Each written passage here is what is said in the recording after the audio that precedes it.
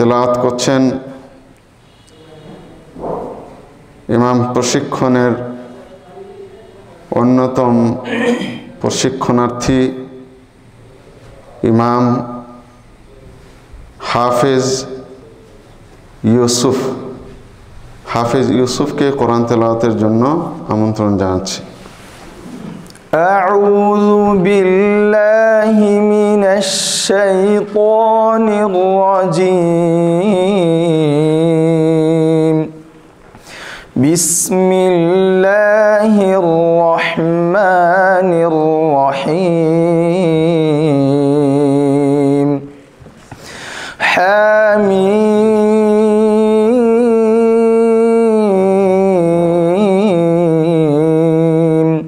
ওয়াল কিতাবিল মুবিন।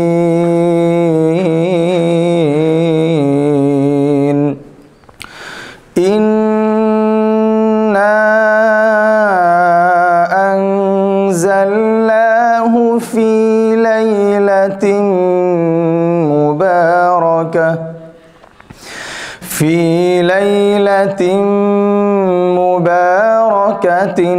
ইন্না কুন্না মুনযিরিন।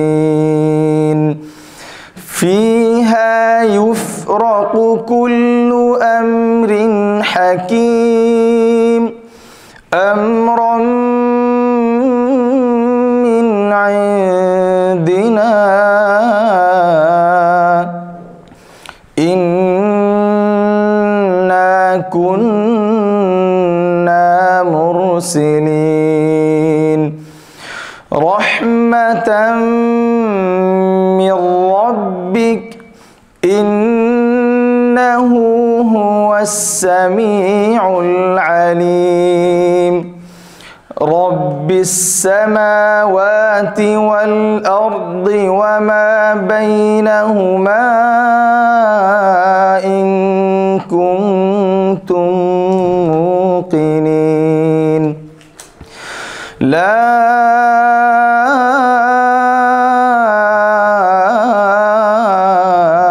ইলাহা ইল্লা হুয়া ইউহয়ি ওয়া ইউমীত।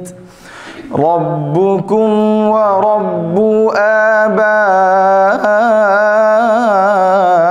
আবাইকুমুল আউয়ালিন। বাল হুম ফি শাক্কি ইয়ালআবুন। ফারতাকিব ইয়াওমা তা'তিস সামাউ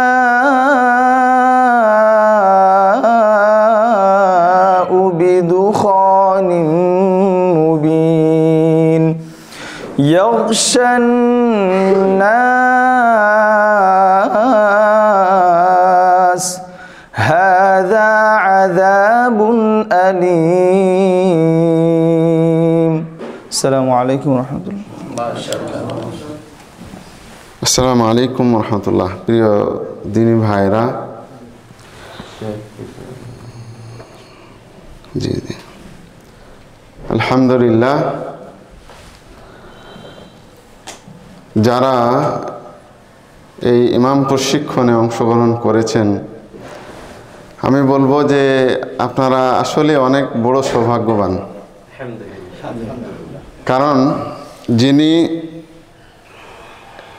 উক্ত প্রশিক্ষণকে পরিচালনা করেছেন অত্যন্ত নিবিড়ভাবে এবং প্রতিদিন আপনাদের সাথে দার্স তাদরিসে অংশগ্রহণ করেছেন, আপনাদের দিক নির্দেশনা দিয়েছেন।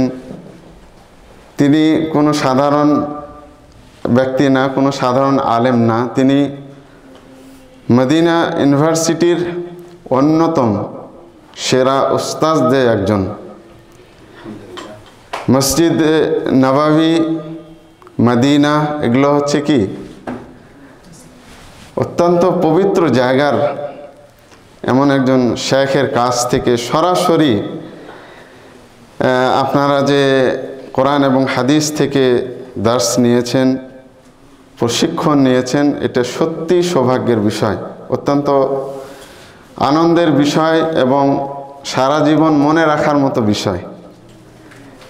তো আপনারা যারা এখান থেকে প্রশিক্ষণ, আমি একজন আলহামদুলিল্লাহ শেখের ছাত্র তালেব, কারণ ওনার দার্সে আমিও কিছু সময় দিয়েছি, মাঝে মধ্যেই অংশগ্রহণ করেছি, সেই হিসেবে আমিও ওনার তালেব। আর আপনারা তো একেবারে প্র্যাকটিক্যালি বাস্তবিক তালেব, আলহামদুলিল্লাহ সুম্মা আলহামদুলিল্লাহ।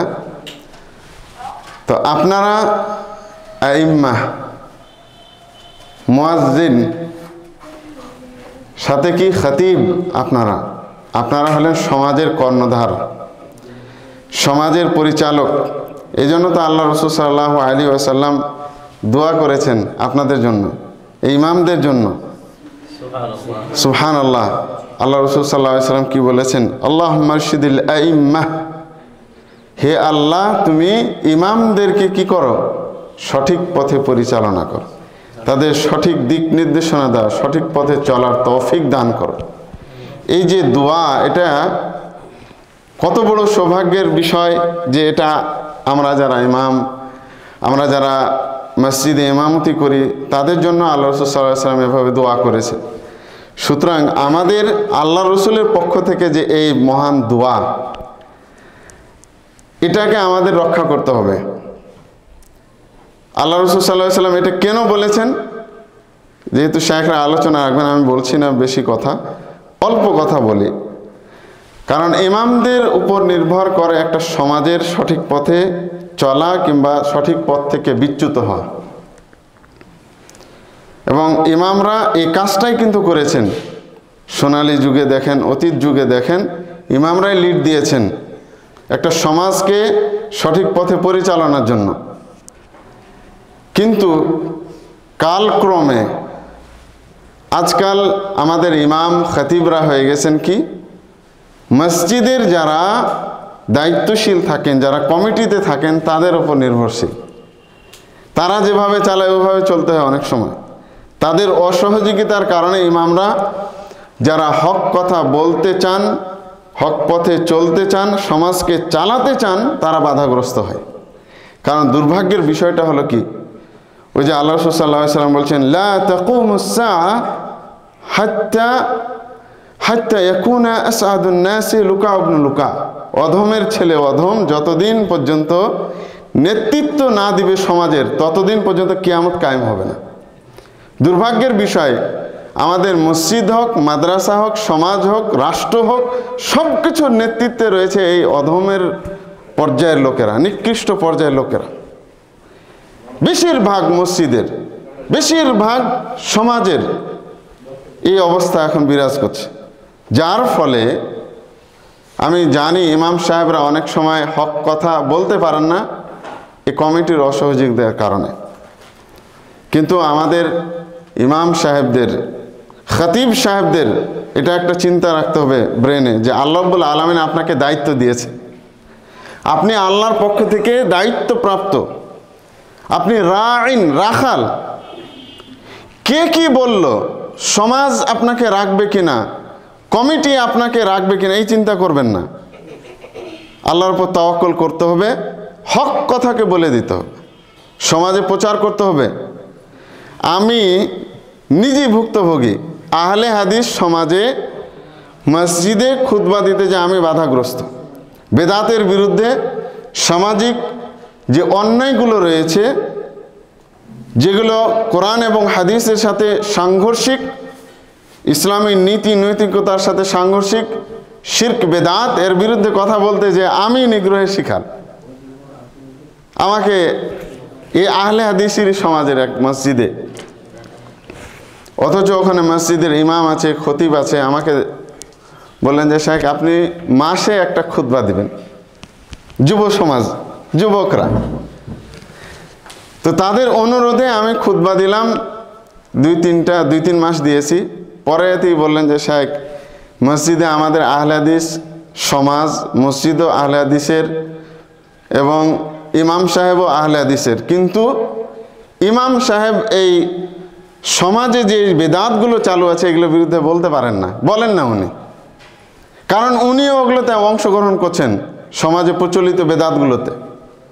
এই জন্য উনি নিজেই প্রতিবাদ করতে পারেন না। তো আপনি আজকে এই বিষয়টার উপর আলোচনা রাখবেন, সেটা ছিল টুঙ্গির ইজতেমার প্রায় 10-15 দিন আগের ঘটনা। তো বেদাত বিষয়ে আলোচনা রাখতে যে ঘটনা হলো কি, এই আহলে হাদিসেরই কিছু লোক নেতা টাইপের একেবারে রাগান্বিত, পারে না সেখানে গন্ডগোল করে। মসজিদের বাইরে খুতবার সালাতের পরেই দেখছি যে কিছু গন্ডগোল হচ্ছে, একটু হইচই শব্দ। তা আমি অতটা কানে নিনি, চলে এসেছি। পরে আমাকে ওই মসজিদ থেকে জানাচ্ছে যে সাহেব জানেন আজকে কি হয়েছে, এই কাহিনী আপনি বেদাতের বিরুদ্ধে আলোচনা রাখেছেন, এই আহলে হাদিস বেদাতিরা আপনার বিরুদ্ধে তো একেবারে গরম, আপনি কেন এগুলো আলোচনা রাখলেন? আমি তো আশ্চর্য হয়ে গেলাম যে একটা আহলে হাদিস সমাজে, আহলে হাদিস সমাজ, আহলে হাদিস মসজিদ, আহলে হাদিস ইমাম, খতিব, মুতাওয়াল্লি, মসজিদ কমিটির লোক সবাই আহলে হাদিস দাবিকারী, অথচ আমি বেদাতের বিরুদ্ধে বললাম, তাই তারা এটা মেনে নিতে পারেনি। পরবর্তীতে ওই যুবকরা বলছিল সাহেব মাসে একটা হালাকা করবেন, ওই হালাকাটাও সে চালু করতে দেয়নি ওখানে। অথচ ওখানে ইমাম সাহেব প্রায় 15-20 বছর যাবৎ কি করতেছেন? ইমামতি করতেছেন। তাহলে এটা কি আমানতের, আল্লাহর পক্ষ থেকে যে দায়িত্ব নামক আমানত, এটা কি খেয়ানত না? আপনি চাকরির ভয়ে, টাকার ভয়ে হক বলতে, মেম্বারে দাঁড়িয়ে হক বলতে, হক প্রচার করতে যদি আপনি ভয় পান, তাহলে আপনি কিসের দায়িত্বশীল, কিসের আপনি ইমাম? সুতরাং এরকম ইমামের জন্য আল্লাহ রসুলের এই দোয়া নয়। দোয়া হলো ওই সমস্ত ইমাম, ওই সমস্ত খতিবদের যারা নির্দ্বিধায় ভেজালের বিরুদ্ধে, প্রচলিত সমাজের মধ্যে যে বেদাত রয়েছে, শিরক রয়েছে, এগুলোর বিরুদ্ধে যারা কথা বলে, যে সমস্ত ইমামরা যারা আল্লাহ রসুল সাল্লাল্লাহু আলাইহি সাল্লামের শিখানো পদ্ধতি অনুযায়ী সালাত পড়ায়, নিজে পড়ে, মানুষকে পড়ায় সময় মতো ঠিকভাবে, তাদের জন্য আল্লাহ রসুল সাল্লাল্লাহু আলাইহি সাল্লাম এটা দোয়া। আমরা এই দোয়ার জন্য আগ্রহী না? আমরা কি দোয়া চাই না যে আল্লাহ রসুল সাল্লাল্লাহু আলাইহি সাল্লামের দোয়াটা আমার জন্য হোক, আল্লাহ আমার জন্য কবুল করুক? সুতরাং চাকরির ভয় না, টাকা পয়সার ভয় না, আল্লাহ রাব্বুল আলামিনের উপর যে তাওয়াক্কুল করে তার জন্য এগুলো কোনো বিষয় না। আপনি হক কথা বলবেন, প্রচার করবেন, এটা দায়িত্ব আপনার। আগপিস ভাবার কোনো সুযোগ নাই।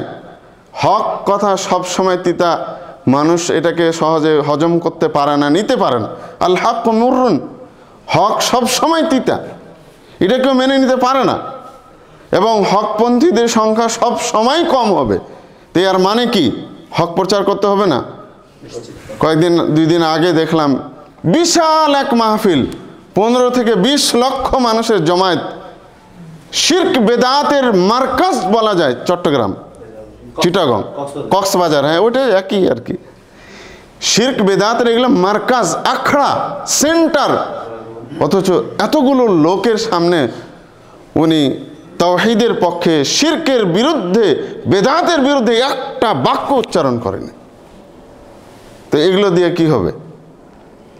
আল্লাহ রাব্বুল আলামিন সঠিক পথে পরিচালনা করুন। আল্লাহ রাব্বুল আলামিন তাদের উত্তম রিজিকের সবসময় ব্যবস্থা করুন, দিনের পথে পরিচালিত করুন। আল্লাহ রাব্বুল আলামিন আমাদের সকলকে ক্ষমা করুন। এবং এই যে ইমাম প্রশিক্ষণ, এটাকে আমরা শায়েখদের কাছ থেকে যা জেনেছি সেটা যেন আমরা নিজেরা আমল করতে পারি এবং এটা সমাজে প্রচার করতে পারি, দাওয়াত দিতে পারি মানুষকে। আল্লাহ রাব্বুল আলামিন আমাদের সকলকে সে তৌফিক দান করুন, আমিন। ওমা আলাইনা ইল্লাল বালাগ। সবারই বক্তব্য নেওয়া যাবে না, দুই একজনের বক্তব্য, যারা প্রশিক্ষণার্থী ছিলেন ইমামগণ, তাদের মধ্যে থেকে আমরা বাছাই করে কয়েকজনের আলোচনা শুনব। এই পর্যায়ে বক্তব্য নিয়ে আসছেন মাওসাইদ সরকার বাড়ি মসজিদের ইমাম শেখ মুজাহিদুল ইসলাম। শেখ মুজাহিদুল ইসলাম, আচ্ছা আচ্ছা, আব্দুল্লাহ মোহাম্মদ মুজাহিদুল ইসলাম, ফালিয়াতাফাদ্দাল মাশকুরা। আলহামদুলিল্লাহি রাব্বিল আলামিন, হুয়াল আউয়াল ওয়াল আখির ওয়াল যাহির ওয়াল বাতিন, ওয়াসসালাতু ওয়াসসালামু আলা রাসূলিহিল কারীম وعلى آله وصحبه ومن تبعهم بإحسان إلى يوم الدين أما بعد সম্মানিত ইমাম মহোদয়গণ এবং আমার সামনে উপস্থিত এলএমপি পাশো ছাত্র ভাইরা এবং অন্যান্য যারা আছেন, আমাদের জন্য একটা নিয়ামত এই ফাউন্ডেশন। যে ফাউন্ডেশন গড়ে উঠেছে ফাজিলাতুল শেখ আকরামুজ্জামান বিন আব্দুস সালাম শেখের মাধ্যমে। আমরা দোয়া করব আল্লাহ যেন ওনার হায়াতে বরকত দান করেন এবং এমন ভালো কাজগুলো যেন আমরা উনি যেন আরও ভালোভাবে করতে পারেন। এই জাতি যেন ওনার কাছ থেকে আরও এরকম বরকতপূর্ণ এরকম মহিমাময় কিছু পেয়ে থাকে এই ফাউন্ডেশনের মাধ্যমে। আমরা এই ফাউন্ডেশনকে আমাদের পক্ষ থেকে যেভাবে পারি ইনশাআল্লাহ সহযোগিতা করব এবং আমরা চাইব শেখ যেন আমাদের জন্য আগামী ভবিষ্যতে এবং আমাদের আগামী প্রজন্মের জন্য এরকম মদিনা বিশ্ববিদ্যালয় সহ উম্মুল কুরা বিশ্ববিদ্যালয় এবং অন্যান্য মসজিদে হারাম, মসজিদে নববী এসব জায়গা থেকে বিজ্ঞ উস্তাদদের নিয়ে এসে আমাদের বিভিন্ন তাদরিব করে আমাদেরকে দক্ষ যেন করতে পারেন, আমরা সেই কামনা করব ওনার কাছে এবং আবেদন জানাচ্ছি। আর আমরা এই দাওরার মাধ্যমে আলহামদুলিল্লাহ আপনারা পেয়েছেন কি জানি না, আমার মনে হয় সবাই একটা এই দাওরার মাধ্যমে এই কোর্সের মাধ্যমে একটা অনুপ্রেরণা পেয়েছি যে আমাদের আসলে আরবি শিখতে হবে। আমরা অনেকে আরবিতে অনেক দুর্বল দাঈফুন জিদ্দান। এই জন্য আমাদের যদি আমরা ভালো আলেম হতে চাই, মুহাক্কিক আলেম হতে চাই, অবশ্যই আমাদের আরবি ভালোভাবে চর্চা করতে হবে। কারণ কোরআন হাদিসের সকল মৌলিক কিতাবগুলো সব কিছু আরবিতে। এখন যদি আমরা শুধু অনুবাদ পড়ি তাহলে হয়তো ওই অনুবাদকের যে বুঝ সেই বুঝটাই বুঝবো আমরা।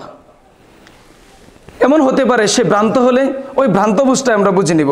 এই জন্য আলেম হিসাবে আমরা যেহেতু পরিচিত লাভ করেছি আলহামদুলিল্লাহ, এটা আমাদের সৌভাগ্যের বিষয়, সেহেতু আমাদের আরবি খুব ভালোভাবে শিখতে হবে। আর কেউ কি আছেন 1 মিনিট বা 2 মিনিটের জন্য কথা বলার? আচ্ছা, তাহলে আমরা সরাসরি এখন চলে যাচ্ছি।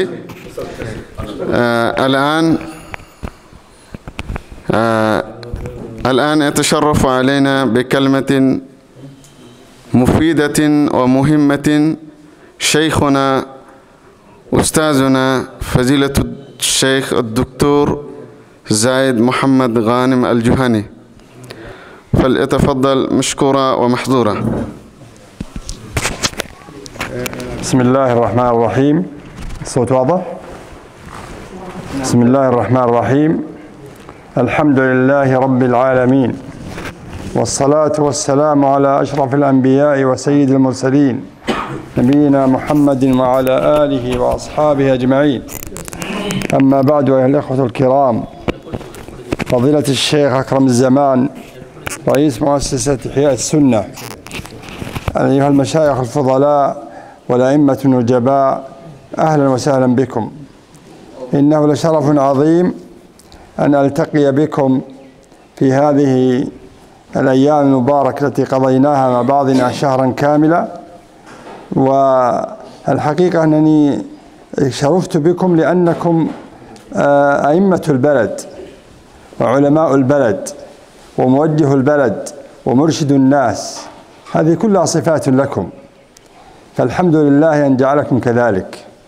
فأنتم إن شاء الله تعالى من خير الناس، لأنكم تعلمونهم السنة الصريحة والسنة الواضحة، طريقة النبي صلى الله عليه وسلم في عباداته وإرشاداته وتوجيهاته، دون بدع ودون شرك ودون رياء ودون ممارات.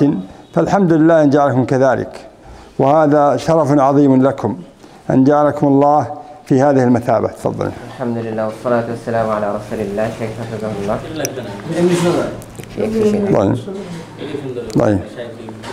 শেখ হাফিজুল্লাহ প্রথমে আল্লাহর প্রশংসা করলেন, তারপর রাসূল সাল্লাল্লাহু আলাইহি ওয়াসাল্লামের জন্য দোয়া করলেন, অতঃপর আমাদের ইয়াহিয়া সুন্নাহ ফাউন্ডেশন এর কর্ণধার শেখ আকরামুজ্জামান বিন আব্দুস সালাম হাফিজাহুল্লাহ এর কথা উল্লেখ করলেন, অতঃপর আপনাদের কথা উল্লেখ করলেন যে আমি আপনাদের মাধ্যমে আমি ধন্য, কারণ আপনারা হচ্ছেন এই জাতির নেতা, আপনারা হচ্ছেন এই জাতির কর্ণধার, এই জাতির পথ প্রদর্শক। আমি আপনাদেরকে পেয়ে আনন্দ বোধ করছি এবং ধন্য মনে করছি নিজেকে।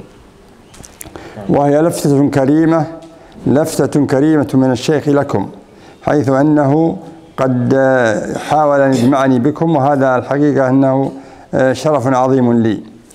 وأيضا وجودكم أيها الإخوة الكرام مما يعطي هذا المكان قدسية وعلوا أيضا، لأنه يجتمع بكم أنتم، وأنتم تبلغون الدعوة لغيركم، فأنتم مسؤولون عن تبليغ الدعوة الإسلامية، فأنتم أئمة وخطباء، فأسأل الله أن يحقق لكم الجهود ويحقق لكم المساعي ويبارك في جهودكم. تفضل. আপনারা একটা বরকতপূর্ণ উত্তম স্থানে উপনীত হয়েছেন, কারণ আপনাদের এই জামাতটা হচ্ছে ইমামদের জামাত, যারা জাতিকে পথ প্রদর্শন করতে পারেন।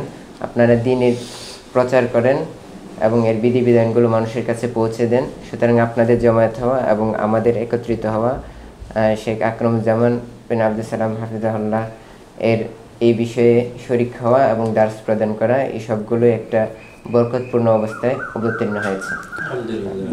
والحقيقة أنني علمتكم موادا أرى أنها مهمة، وهي النصوص الأدبية والشعر العربي، واخترت لكم بعض القصائد الإسلامية، بعض القصائد التي تتحدث عن الإسلام وعن طريقته وعن أهمية العلم وعن كذا، فهذه مما تعلي مكانكم وتحفظ لكم، تحفظون بعض الأبيات. لهذا أنصحكم دوما باختيار بعض الأبيات الجميلة وتستشهدون بها في شعركم، أن تحفظوا بعض الأبيات الجميلة التي تعجبكم وتستشهدون في شعركم، فهذا ما يعلي لكم مكانه ويعلي لكم رفعة. نعم. শেখ বলছেন যে আমি যে বিষয়টি আপনাদেরকে দার্স দিয়েছি এটা আমি গুরুত্বপূর্ণ মনে করছি, কারণ এটা ছিল নুসুস আদাবিয়া, বেশ কিছু আরবি সাহিত্যের নাসগুলো একত্রিত করে, যেটা কিছু শের ছিল। এখানে ছিল ইলমের গুরুত্ব এবং ফজিলত এবং ইলম অর্জনের পথ পদ্ধতি সম্পর্কে বর্ণনা। এগুলো আপনারা মুখস্থ রাখবেন এবং এগুলো দ্বারা আপনারা নিজেরা শিক্ষা নেবেন, মানুষের কাছে এগুলো পৌঁছে দেবেন। আমি আপনাদেরকে নাসিহা করছি এগুলো যেন আপনারা ঠিকভাবে সংরক্ষণ করেন। واخترت لكم في المحادثة بعض الألفاظ التي تستخدمونها أنتم كأئمة في الصلاة وفي غيرها، كذلك اخترت لكم بعض الألفاظ التي تمر بكم في عباداتكم في الصوم والحج والزكاة وغيرها من أنواع العبادات التي تحتاجونها أنتم، فينبغي أن تراجعوا هذه الألفاظ وأن ترسخ في أذهانكم. نعم. আপনারা ইমাম হিসেবে আপনাদেরকে বেশ কিছু প্রয়োজনীয় পরিভাষা আমি আপনাদের সামনে বর্ণনা করেছি এবং বেশ কিছু বিধিবিধান বর্ণনা করেছি সালাত সিয়াম সম্পর্কিত, সেগুলো আপনাদের মনে রাখা উচিত এবং এগুলো সম্পর্কে যত্নবান হওয়া উচিত। وختاما أسأل الله لي ولكم التوفيق والهداية، وأسأل الله لي ولكم صلاح القلوب، فصلاح القلوب هي العبرة. واعلموا أيها الإخوة أنكم قدوة للناس الذين من بعدكم، قدوة لهم في كل شيء، فينبغي أن تظهروا أمامهم بمظهر حسن، مظهر لائق بكم، أن يكون الإمام ملتزما في السنة، محافظا عليها، مرشدا لها، معلما لها، مبين الحق للناس، فهذا ما يعلي لكم شأنا ويرفع لكم ذكرى. أسأل الله أن يحفظني وإياكم وأن يبارك فيكم جميعا، وأن يصلح لنا ولكم النية والذرية، أن يصلح لي ولكم النية والذرية، وأن يوفقنا وإياكم جميعا لما يحبه ويرضاه من صالح القول والعمل. والسلام عليكم ورحمة الله وبركاته. শেখ হাফিজাহুল্লাহ বলছেন যে আমি আপনাদেরকে কল্যাণ কাজের তৌফিক পাওয়ার দোয়া করছি আল্লাহর কাছে, এবং আপনাদেরকে এই বিষয়টা সতর্ক করছি যে অন্তরের আমল এটাই হচ্ছে সর্বোত্তম এবং সবচেয়ে গুরুত্বপূর্ণ বিষয়। সুতরাং আপনারা এই অন্তরের আমল, এই শিক্ষণীয় বিষয়ের প্রতি আপনারা খেয়াল রাখবেন এবং আপনারা সুন্দর আখলাকে চরিত্রবান হবেন, কারণ আপনারা হচ্ছেন জাতির আদর্শ। জাতি যাতে আপনাদের থেকে এই সুন্দর আদর্শগুলো শিক্ষা গ্রহণ করে সেদিকে আপনারা যত্নবান হবেন। অতঃপর শাইখ দোয়া করে দিলেন আল্লাহ আমাদেরকে আমাদের সন্তান সন্ততিতে এবং আমাদের যাবতীয় ভালো কাজকর্মে যেন বারাকা দান করেন, আমাদেরকে তৌফিক দিন উত্তম কাজে। وجزاكم الله خيرا وبارك الله فيكم. سمعنا من سماحة الأستاذ كلمة توجيهية نسأل الله أن يوفقنا أن نعمل على حسب كلماته قدر استطاعتنا إن شاء الله. إن شاء الله. جزاهم الله أحسن الجزاء في الدنيا والآخرة. الحمد لله. এই পর্যায়ে এখন গুরুত্বপূর্ণ আলোচনা পেশ করবেন আমাদের সম্মানিত শেখ আকরামুজ্জামান বিন আব্দুস সালাম হাফিজাহুল্লাহ ওয়া রাআহু, ইহিয়া সুন্নাহ ফাউন্ডেশনের পরিচালক ও ইসলামী শিক্ষা ও সংস্কৃতি ইনস্টিটিউট উত্তরখান দক্ষিণ খান ঢাকার মহাপরিচালক, আমাদের সকলের অত্যন্ত প্রিয় ভাজন উস্তাজ শেখ সামাহাতুল উস্তাজ সামাহাতুল শেখ আকরামুজ্জামান বিন আব্দুস সালাম আল মাদানী। فليتفضل مشكورا ومحظورا. السلام عليكم ورحمة الله وبركاته. الحمد لله والصلاة والسلام على رسول الله وعلى آله وصحبه ومن والاه، أما بعد. الحمد لله.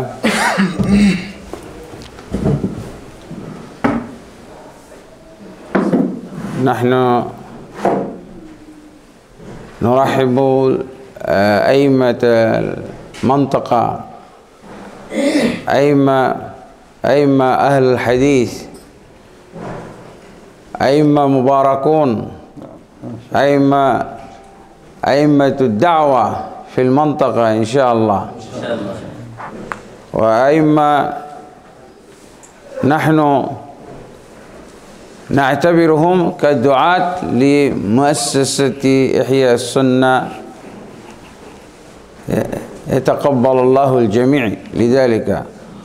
ونحن التمسنا من الشيخ شيخنا الغالي وشيخي أولا في الجامعة الإسلامية أن يدرسكم مادة اللغة العربية، لأن ارتباط الأئمة عندما يتكلمون في الخطبة أو في المحاضرة أو في توجيه الناس هم يستدلون بالكتاب والسنة، والكتاب والسنة كلاهما باللغة العربية. فنحن فكرنا لو أعطينا لأئمتنا رصيد من اللغة العربية يستفيدون في مجال دعوتهم، مجال خطباتهم وخطابهم، فأردنا ويسر الله لنا ذلك، وقد درسنا للأئمة وهؤلاء حضرونا وسجلوا عندنا في الدورة التدريبية، حريصين راغبين، فجزاهم الله خيرا وبارك الله في حياتهم. الحمد لله. আপনারা ইমাম অত্র এলাকার এটা অত্যন্ত একটা মানে গৌরবের ব্যাপার যে আমরা ঢাকা শহরের যে উপকণ্ঠ, ঢাকা শহরের উপকণ্ঠের মধ্যে সবচেয়ে আহলে হাদিস অধ্যুষিত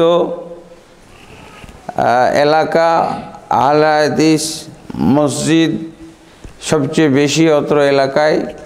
এই জন্য আমরা চিন্তা করলাম এবং কিছু ইমামদের সাথে আমরা পরামর্শ করলাম।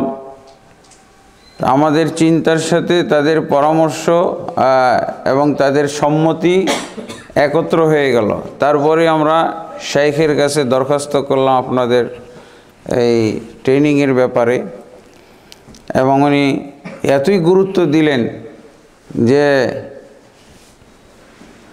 উনি অন্যান্য জায়গা থেকে তার যে আবেদন ছিল সেই আবেদনগুলোকে উনি স্থগিত করে দিলেন, পিছাই দিলেন আপনাদের উদ্দেশ্যে। আল্লাহু আকবার। তাহলে এবং আলহামদুলিল্লাহ আপনাদের উদ্দেশ্যে উনি নিয়মিত সময় দিয়েছেন, আমার চেয়েও বেশি তার কাছে আপনারা সময় পেয়েছেন। এবং এমনকি আমরা মদিনা ইউনিভার্সিটিতেও পড়ে এত সময় ওনার কাছে পাই নাই যত সময় আপনারা এখানে পেয়েছেন। তো এই জন্য আপনারা ধন্য, এবং আপনাদের কাছে আমি কামনা করব আপনারা শাইখের জন্য বিশেষভাবে দোয়া করবেন। يحييه الله حياة طيبة في بقية حياته مع العمل الصالح. اللهم آمين. তো আলহামদুলিল্লাহ, আপনাদেরকে একটা সুসংবাদ দিই, সেটা হলো যে ইনশাআল্লাহ আপনাদের মাঝে, আপনাদের সাথে যে আমাদের ফাউন্ডেশনের যে একটা সুসম্পর্ক তৈরি হয়েছে, শুধু সম্পর্ক না, সুসম্পর্ক এবং নিবিড় সম্পর্ক তৈরি হয়েছে। আমরা আপনাদেরকে শুধু এলাকার মসজিদের ইমাম মনে করতাম, এখন আমরা মনে করি যে আমাদের ইহয়া সুন্নাহ ফাউন্ডেশনের একটা অংশ, আপনারা সদস্য, আপনারা আলহামদুলিল্লাহ। আমরা ফাউন্ডেশনের সহায়তায়, আপনাদের সহযোগিতায় ইনশাআল্লাহ আরও আমাদের ফাউন্ডেশনের কার্যক্রম দুর্বার গতিতে চলবে এবং আরও সফলভাবে চলবে, এটা আমরা আশা করতে পারি না ইনশাআল্লাহ। আমি তো আগামীতে মনে করেছি যে কনফারেন্সের দায়িত্ব আপনাদের হাতে দিয়ে দেবো ইনশাআল্লাহ, যাতে করে এটা রাজধানীর কনফারেন্স। হ্যাঁ, এটা তো অন্য জায়গার কনফারেন্সের মতো না, অবশ্যই রাজধানীর কনফারেন্স সব রাজধানীর মতোই হইতে হবে। কিন্তু আমরা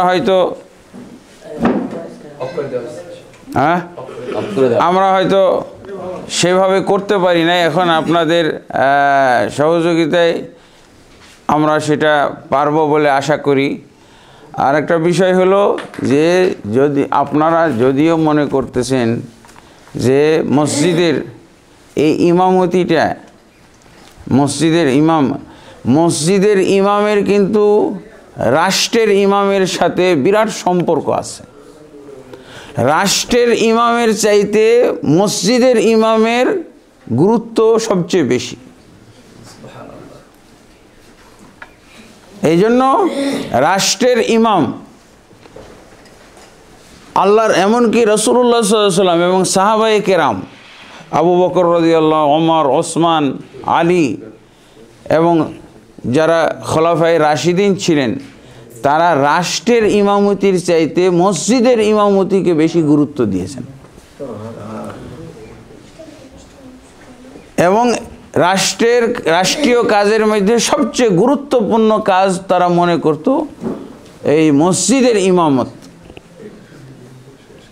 এবং মসজিদের ইমামতির মাধ্যমেই কিন্তু আবু বকর রাদিয়াল্লাহু আনহু দেশের খলিফা নির্বাচিত হয়েছিলেন। আল্লাহু আকবার। রাসূলুল্লাহ সাল্লাল্লাহু আলাইহি ওয়াসাল্লাম যখন মারাজুল মাউতে পড়লেন, আক্রান্ত হইলেন, আল্লাহ রাসূল সাল্লাল্লাহু আলাইহি ওয়াসাল্লাম যতক্ষণ পারছেন, সামর্থ্য কুলাইছে, ততক্ষণ মসজিদে গিয়ে তিনি ইমামতি করেছেন। যখন আল্লাহ রাসূল সাল্লাল্লাহু আলাইহি ওয়াসাল্লাম নিজেকে দেখছেন যে আর সম্ভব নয়, তখন আবু বকর রাদিয়াল্লাহু আনহুকে ইমামতির দায়িত্ব দিয়েছেন। আল্লাহু আকবার। এই ইমামতির দায়িত্ব যে আবু বকর রাদিয়াল্লাহু আনহুকে দিলেন, এটা অত্যন্ত অর্থবহ একটা বিষয় ছিল। এবং যারা চিন্তাবিদ, ইসলামের চিন্তাবিদ, যারা আলেম ওলামা, বিজ্ঞ আলেম ওলামা, তারা বলছে ওই দিনই আবু বকর রাদিয়াল্লাহু আনহু খলিফা হয়ে গেছেন, রাষ্ট্রের খলিফা হয়েছেন ওই দিনই। সাকিফা বানি সাঈদা যখন বসলো, আনসাররা নিজেরাই বসলো কি খলিফা ইখতিয়ারের জন্য, খলিফা নির্বাচনের জন্য, তখন তো মুহাজিরদেরকেই বাদ দেওয়া হয়েছিল, শুধু আবু বকর না, মুহাজিরদেরকে বাদ দেওয়া হয়েছিল। যে মুহাজিররা আসছে রসুলের টানে, রসুল চলে আসছে মদিনায়, তারাও চলে আসছে। এখন তো মক্কাও হয়ে গেছে ইসলামী রাজ্য, ইসলামী রাজ্যের অন্তর্ভুক্ত। অতএব মুহাজিররা যেহেতু রসুলের টানে এসেছে, রসুল সাল্লাল্লাহু আলাইহি ওয়াসাল্লাম মৃত্যুবরণ করেছেন, এখন তো স্বভাবতই তারা তাদের দেশে ফিরে যাবে, তাদের কাম শেষ। মুহাম্মদ সাল্লাল্লাহু আলাইহি ওয়াসাল্লামের সাথে থাকা, এখন মুহাম্মদ সাল্লাল্লাহু আলাইহি ওয়াসাল্লামের একেবারে মৃত্যু পর্যন্ত সাথে ছিল তারা, এখন মৃত্যুবরণ করেছে, এখন তারা তাদের দেশে চলে যাবে, তাদের দেশও স্বাধীন হয়ে গেছে, মক্কা বিজয় হয়ে গেছে, এইটা মনে করে। যে তাদেরকে ক্ষমতা দিবে না এই জন্য না, ক্ষমতা থেকে বঞ্চিত করার জন্য, এই ধারণায় যে তারা চলে যাবে। কিন্তু মুহাজিররা মনে করেছে এটা একটা গুরুত্বপূর্ণ ব্যাপার, ইসলামকে টিকিয়ে রাখতে হইলে। আল্লাহ রাসূল সাল্লাল্লাহু আলাইহি ওয়াসাল্লাম বলছেন আল আইমাতু ফিল কুরাইশ, কুরাইশদের মধ্যে ইমামতি থাকবে। তা আমরা মুহাজিরদের সবাই তো কুরাইশ প্রায়, তা আমাদেরকেই বাদ দিয়ে তারা খলিফা নির্বাচনে চলে গেছে। পরে তো আবু বকর ওমর রাদিয়াল্লাহু আনহু চলে গেলেন, জানতে পারলেন আল্লাহ রাসূল সাল্লাল্লাহু আলাইহি ওয়াসাল্লামের 3 দিন পর্যন্ত লাশ দাফন হয় নাই, তাই না? খেলাফত নির্বাচনটা এত জরুরি ব্যাপার। তো ওখানে গিয়ে মোটামুটি দেখা যায় যে খলিফা তারা প্রাথমিকভাবে নির্বাচন করেই ফেলছেন, সাদ বিন মুআজ রাদিয়াল্লাহু। যাই হোক, তারপরে আবু বকর ওমর উপস্থিত। তো আবু বকর কথা বলবে না ওমর কথা বলবে, তো এইটা নিয়ে মানে কিছু সময় কয়েক সেকেন্ড আর কি পার হচ্ছে, এমন সময় ওমর রাদিয়াল্লাহু নিজেই কথা বলা শুরু করছেন। কি কথাটা বলেছিলেন জানেন? নাসাইর মধ্যে আছে, সুনান নাসাই। ওমর ইবনে খাত্তাব রাদিয়াল্লাহু বললেন, আচ্ছা আইয়ুকুম তাতিবু নাফসাহু মান কদ্দামাহু রাসূলুল্লাহ সাল্লাল্লাহু আলাইহি ওয়াসাল্লাম ইউআখিরুহু, তোমাদের কার মন সাই দেয় এটা, যাকে আল্লাহ রাসূল সাল্লাল্লাহু আলাইহি ওয়াসাল্লাম সামনে আগিয়ে দিলেন তাকে পিছাই দিতে চাও? কার মনটা সাই দেয় এটা, এই লোকটা আমি দেখতে চাই। সবাই জবাব দিয়েছে লা আহাদ, লা আহাদ, লা আহাদ, কেউ আমরা এটা করতে পারি না, এই অপরাধ করতে পারি না, যাকে রাসূল সাল্লাল্লাহু আলাইহি ওয়াসাল্লাম সামনে আগিয়ে দিলেন তাকে আমরা পিছিয়ে দেব, এই দুঃসাহস আমাদের কারণ নেই। আল্লাহু আকবার। এক কথায় কিসের দিয়ে খলিফা নির্বাচিত হলো? কি দিয়ে? মসজিদের ইমামতি দিয়ে খলিফা নির্বাচিত হয়ে গেল। আল্লাহু আকবার। সেই জায়গায় আপনারা আছেন, মসজিদের ইমামতির সূত্র ধরে আবু বকর রাদিয়াল্লাহু আনহু খলিফা হয়ে গেলেন।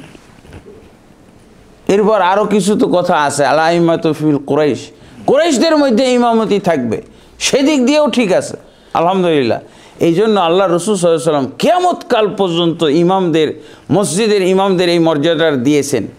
এই যে মুসলমানরা দলে দলে বিভক্ত হবে বলছেন না, মুসলমানরা ইফতারাকাত বানু ইসরাঈল আলা 72 মিল্লা ওয়া সাতাফতারিকু উম্মতি 73 মিল্লা কুল্লুহা ফিন-নার ইল্লা মিল্লাতুন ওয়াহিদা ওয়া ফি রিওয়ায়াতিন 72 ফিন-নার ওয়া ওয়াহিদাতুন ফিল জান্নাহ।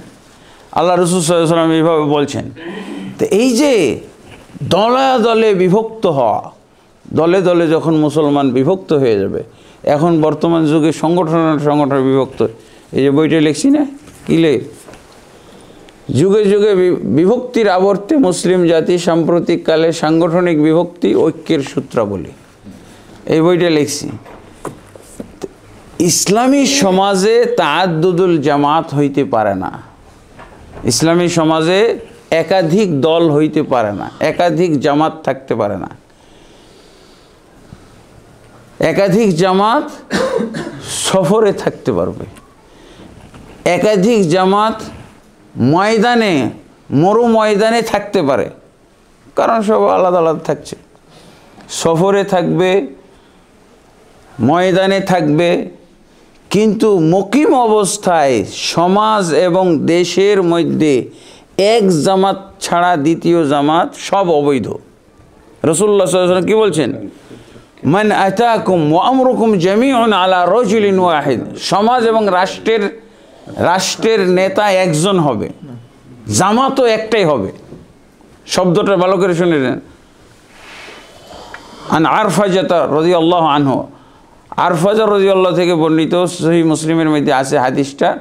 রাসূলুল্লাহ সাল্লাল্লাহু আলাইহি ওয়াসাল্লাম বলছেন যে মান আতাকুম ওয়া আমরুকুম জামিউন আলা রাজুলিন ওয়াহিদিন ইফাররিকু আসাকুম আও ইফাররিকু জামাআতাকুম ফাদরিবুহু কাইনা মান কানা।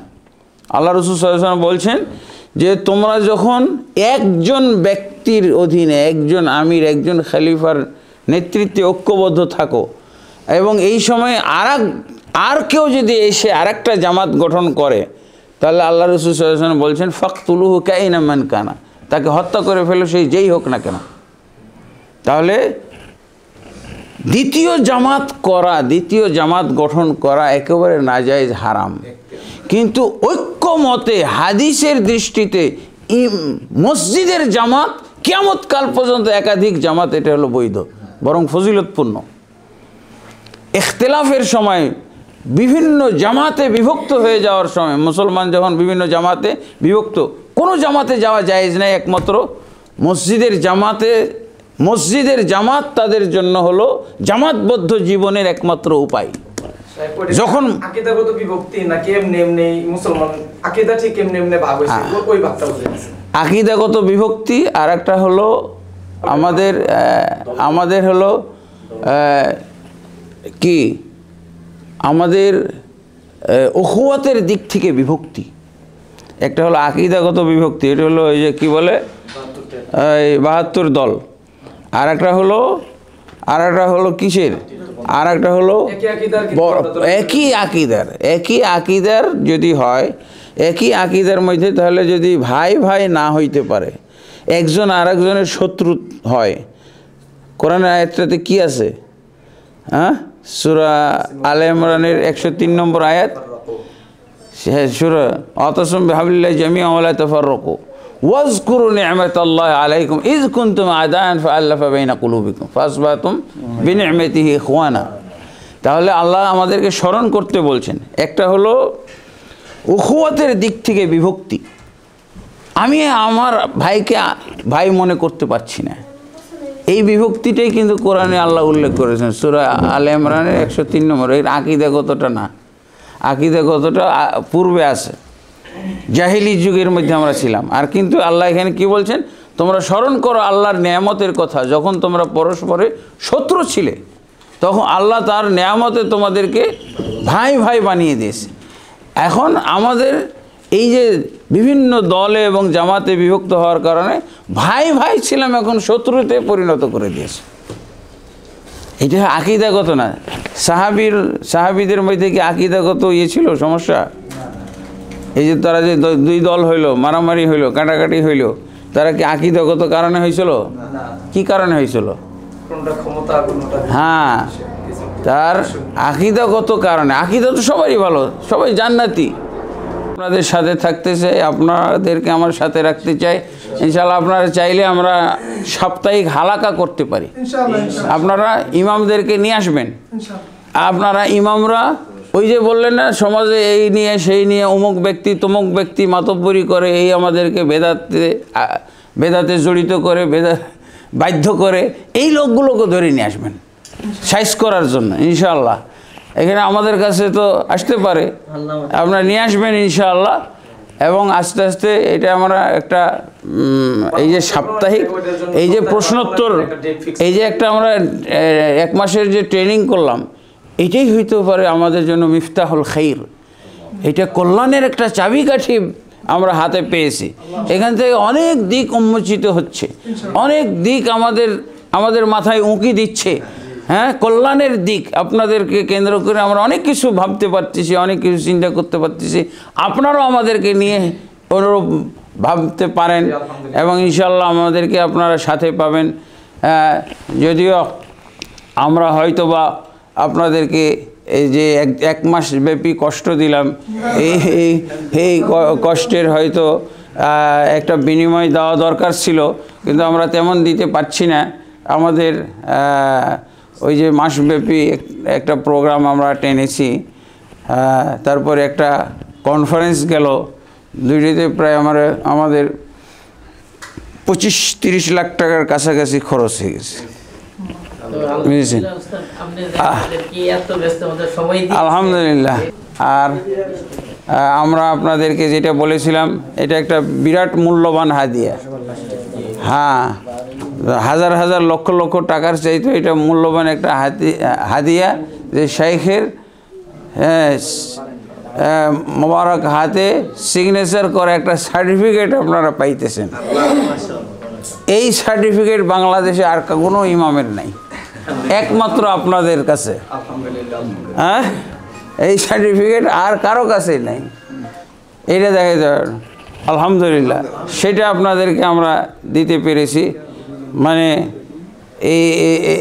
এই আমাদের দৈন্য দশার মধ্যে এই মূল্যবান জিনিসটা আপনাদেরকে আমরা হাতে তুলে দিতে পেরে আমরা নিজেরা ধন্য মনে করতেছি। এবং আমরা আল্লাহর কাছে তৌফিক কামনা করি, দোয়া করি, এবং আপনাদের কাছে এর জন্য আমরা দোয়ার জন্য দরখাস্ত করছি। আপনারা আল্লাহ তাবারক ওয়া তাআলা আমাদের মধ্যে বরকত দান করেন, আমাদের ইহয়া সুন্নায় বরকত দান করেন। আমাদের ভবিষ্যৎ যে পরিকল্পনা আছে, যে সমস্ত প্রকল্প এই জায়গায়, এগুলো সব যেন আল্লাহ তাবারক ওয়া তাআলা ফুলফিল করার তৌফিক দান করেন। আল্লাহুম্মা আমিন। আসসালামু আলাইকুম ওয়া রাহমাতুল্লাহ। জাযাকুমুল্লাহ খাইরান। আলহামদুলিল্লাহ,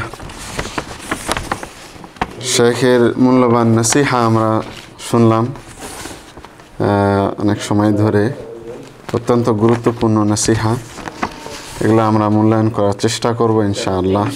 আল্লাহ আমাদের তৌফিক দান করুন। প্রথম স্থান অধিকার করেছেন নাজাহা বিদ্দারজাতিল উলা তালিব ও ইমাম আকিব হাসান।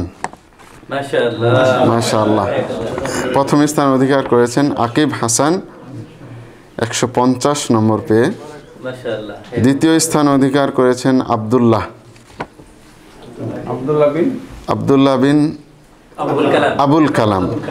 আব্দুল্লাহ বিন আবুল কালাম, মাশাআল্লাহ, জাযাকাল্লাহু খায়রা। জি, তৃতীয় স্থান অধিকার করেছেন মোহাম্মদ আজহারুল ইসলাম। মাশাআল্লাহ।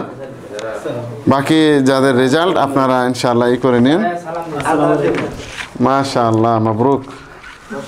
তো ওদেরকে পুরস্কার। জি, তো আমরা প্রথম 3 জনকেই করছি, তারপরে পর্যায়ক্রমে এসে আপনারা আপনাদের সার্টিফিকেট, আলহামদুলিল্লাহ, সার্টিফিকেট দেওয়া হচ্ছে। অত্যন্ত মূল্যবান সার্টিফিকেট। শেখ জুহানির এখানে সিগনেচার রয়েছে, শেখের রয়েছে। জি,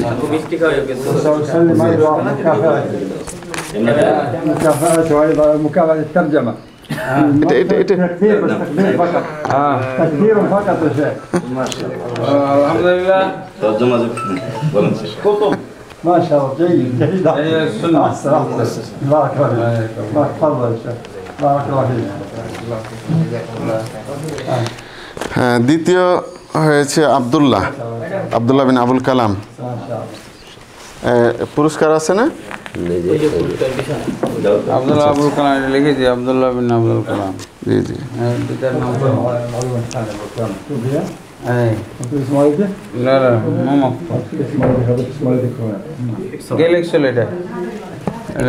আচ্ছা ঠিক আছে, এটা পরে লিখে দাও, সমস্যা নেই, তো কাছেই আছে। আলহামদুলিল্লাহ। هذه هدية من مؤسسة إحياء السنة। جزاكم الله خير। জি, তৃতীয় স্থান যিনি অধিকার করেছেন তার সার্টিফিকেট এবং হাদিয়া।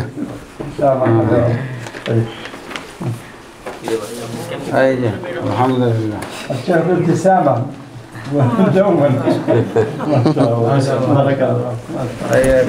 এটা হাদিয়াটা এই বইটা এখানে আছে।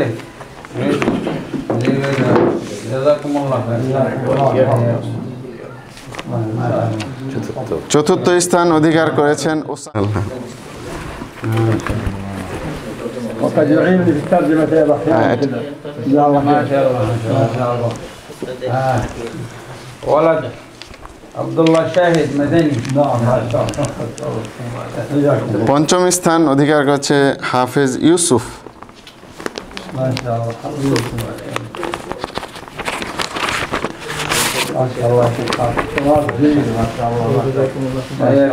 تلميذنا تلميذ معهد التربية.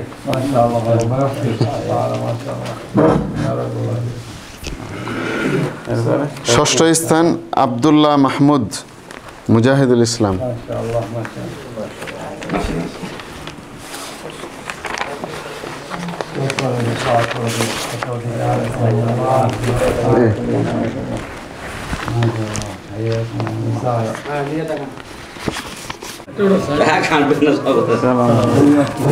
আর লাগবে?